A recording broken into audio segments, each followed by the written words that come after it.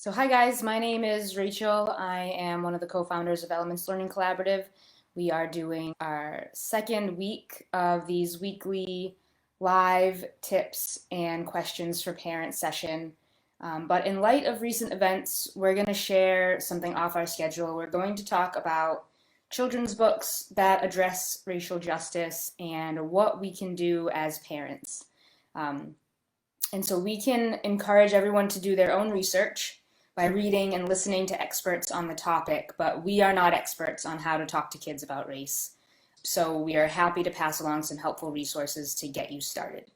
So I'll start with talking about some children's books to address racial justice and bring diversity. So there's a beautiful website, great resource called Embrace Race, and you can find them at embracerace.org. And they have a lot of great resources. They have a list of books to support activism and anti-racism, books for children.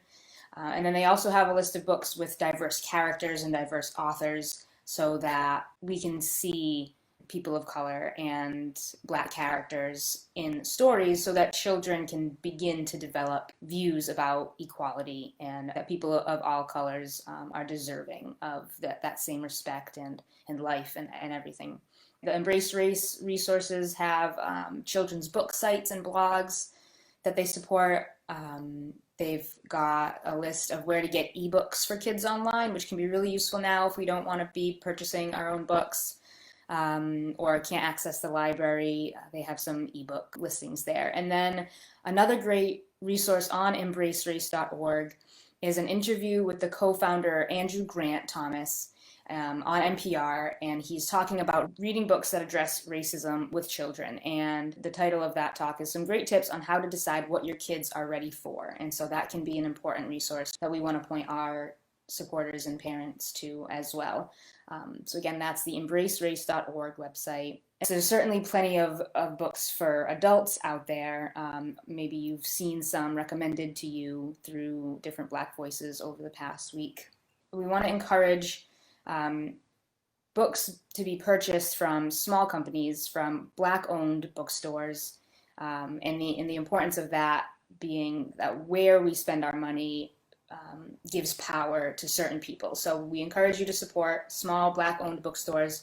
There is one in Boston called frugalbookstore.net, and you can support them. I just purchased some books from them recently. And then there is a website called I See Me, which is EYEC Me, and they have some great books for children there. So they have a pretty thorough website as well. And they specialize in content that is diverse and directed towards the topics of racial injustice, social inequalities, and all of that. And there's another website we want to share called Teaching Tolerance, and they are at www.tolerance.org.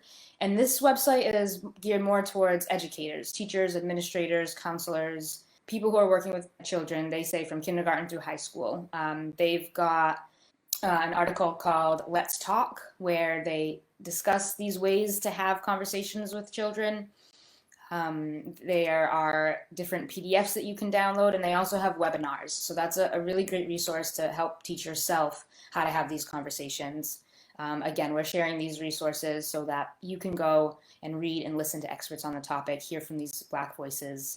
We're not the experts on how to talk to kids about race, so we're passing along these resources today to help you get started. So that was tolerance.org with the PDFs and webinars. Embracerace.org has a whole list of children's books that are quality and discuss supporting activism and anti-racism, and also books that are more fiction-based that have diverse characters and authors.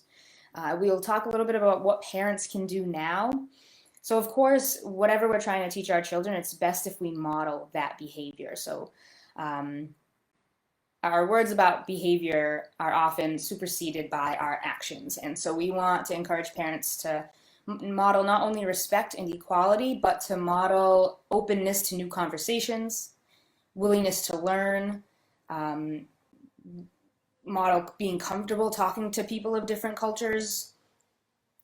Let your children see you read books that are discussing the history of systemic racism and what we can do about it.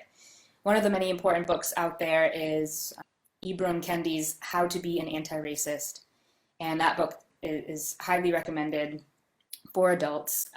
Though I was listening to him speak on Brene Brown's podcast. I listen to her podcast pretty often. He was on recently, and I just learned that he has a version of one of his books called Stamped from the Beginning. And that's written to speak directly to a young adult audience. Sorry, it's rewritten. So he's gotten a version of Stamped from the Beginning for adults, but there's one that's rewritten to speak to a young adult audience. And so if you have teens, that's a great resource to provide them.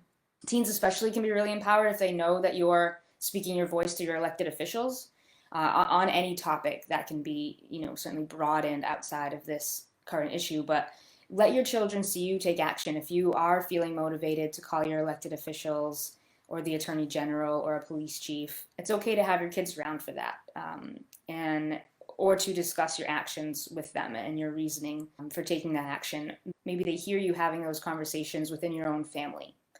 We certainly encourage parents to model using respectful language, patience, compassion, and understanding when you are talking to people you disagree with, whether that's people in or outside of your typical circles. Making your voice heard when it comes to what kind of world you want for yourself and your family and your community, that can become a really important avenue to teach civics to children. Unfortunately, schools aren't teaching civics much these days, and the history that is taught can often be a watered down and narrowly focused version of events. So thank you for joining me. I will be posting all the resources that I mentioned to the Facebook page. So thank you for taking the time to bring more awareness to this issue. We hope that you learned a little bit from this and that you're feeling more confident about bringing these resources into your family as well. Thank you, and have a good week and be safe.